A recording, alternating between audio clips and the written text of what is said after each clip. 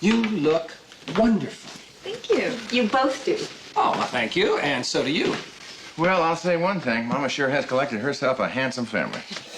The fashion of Dallas was one of the most talked about items associated with the series. It is hand-cut metal on pure silk. I think it's perfect for that evening on the town with that special man.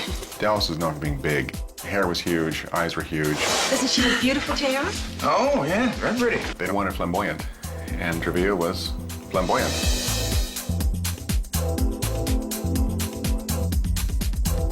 $1,095? That's more money than I've spent on clothes in my entire life. The Dallas TV series started off emulating the perception of what Dallas looked like. To the executive producer, he wanted everything to be beyond real. He said, quote, "Joseph, this is Dallas, this is not real life. It has nothing to do with real life." That's the basic rule of Dallas. It was huge. It really began to leverage the power of television and to define the epitome of the look that was popular in the 1980s. It was the #1 show in the world, so everyone was watching it. People in Dallas began to copy what the show looked like, because that's what they figured Hollywood was doing.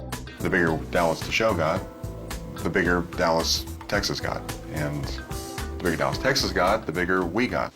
I won't let you back into my bed, that's for sure. Then if I read you right, you still have no desire for me? None whatsoever. There was a number of takeoffs of the Dallas theme, most notably Dynasty. With Dynasty, it was a little bit more glamorous and sexualized. Dallas was much more of a show that appealed to men.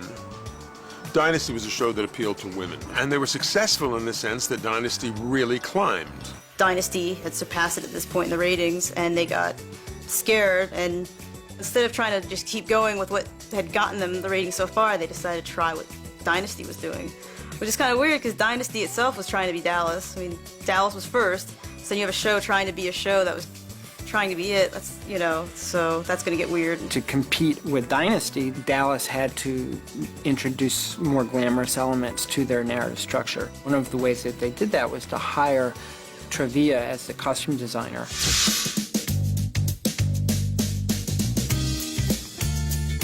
Travilla was a well-known, very famous costume designer that graduated from Woodbury University in 1954. He attended Woodbury College, as it was then called, when it was in downtown Los Angeles. It was one of the few places to get a training in fashion and costume design. Travilla is probably best known for creating the iconic image of Marilyn Monroe. When we think of Marilyn Monroe, we think of that wonderful white halter-neck dress. He created that. That color's nice on you. Oh, thank you. You know, I wasn't going to wear these pants, but I... Very nice man, very nice man. He would be low-key and then pretty flamboyant as far as trying to sell his wares, which I guess any designer has to be. He was hired to be a designer, and he was a designer. He had a particular ability for elegance and glamour, and I believe that was why he was invited to design for Dallas. Well, looks like we're moving uptown, maybe, New wardrobe, new hairdo, new you. He was a big deal. He was a name. And, you know, he brought fashion to the show. He understands the female form. He understands what makes a woman look best, look sexy, look glamorous. He understood the proportions of a woman, when to emphasize the bust or the waist or the hips. Pretty sexy kind of outfits, even for now. He was hired for cutting-edge stuff, and it was pretty flashy and at the same time pretty sexy. He uses a lot of pleating to very good effect, particularly a sunburst pleating effect. He used a lot of beading, and he used halter necks, and he was very adept at draping. Draping is what the Grecians did with their wonderful gowns. Some of his outfits were pretty amazing, where if the woman turned around, you went, whoa, leaves more left to imagination kind of thing. Oh, you look pretty happy. I'm just going to go upstairs, take a shower, and change clothes. In the world of film in the mid-20th century, the men's costumes were designed by a separate designer, but Travilla designed for many men. And he was a perfectionist not only in the quality of the construction of the garments, but he had to be on the set looking at every actor, making sure that everything looked correct. I mean, we're going beyond continuity. Oh, my God. What's wrong? She all right? Oh, being dead drunk is all right. She's fine. Taste this. That's straight vodka. I believe Travilla thought long and hard about the characters, which is the major difference between designing for film and television and designing fashion.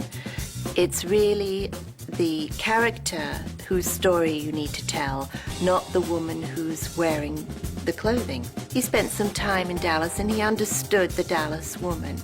Would you hold down the fort for me? Bobby's asked me to meet him for a drink, so I think I'll go home and change first.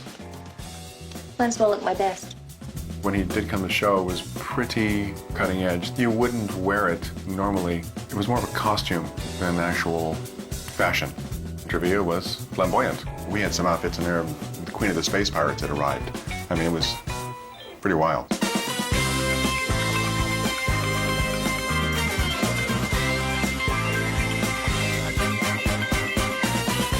Linda had like, they looked almost like Asian in a way, kind of a flair. It was like a pointed upward shoulder pads that were even with her ears on both sides. She looked like the Queen of the Space Pirates. You know? Travilla joining the show, it's also not only a turning point for Dallas, but a turning point for the 80s. This is when things are going to be at their sort of pinnacle. And in that regard, we have shoulder pads of tremendous size and depth. It gets bashed a lot, but I think at the time, I'm sure it was nice. People look like fullbacks. I mean, Linda Gray is pretty tall, and she had sometimes shoulders, bigger than most guys because she had the 3 and 4 pads on. It was, okay, how can we get more pads in here with double-faced tape? Sometimes they were basically taped into their wardrobe. They made it look small waists, huge shoulders, giant hair. Yeah, the big hair, well, I do think with the 8th season, it got bigger. I think Sue Ellen starts resembling a lion at one point for a tragically long period of time. And she was, I think, drinking heavily, her character was, but I don't think you can completely blame it on that. If possible, hair had to be out to your shoulders. Huge. I know people that used to go to big hair parties, for example. They were constantly calling us for hair secret tricks to make hair as big as possible. Because when you have 3 hairs and a wish, and you want to make your hair look like a football helmet, it's hard to do. Speaking of Dallas doing things big, Bobby sunglasses. Don't let the glasses put you off. Travilla, I believe, is who to hold responsible for Bobby's sunglasses that he wore when he was blind in those first couple episodes, which are something. They should have their own opening credits. They're huge. You both look very nice. Thank you. Thanks. So do you. Thank you. When Travilla was asked to design for Dallas in the mid-80s, he was at a time where I think he was trying to rediscover his position in the fashion world. I think this really helped with his new direction. He actually won an Emmy for his work on Dallas, so it really was noticed and appreciated. He managed to marry the glamour of the 80s and the functionality of this new power dressing mode that was happening. Well, don't you look like the businesswoman today? Travilla has had a lasting impact on creating the quintessential look of the glamorous female in film and television, for example, particularly on Dallas.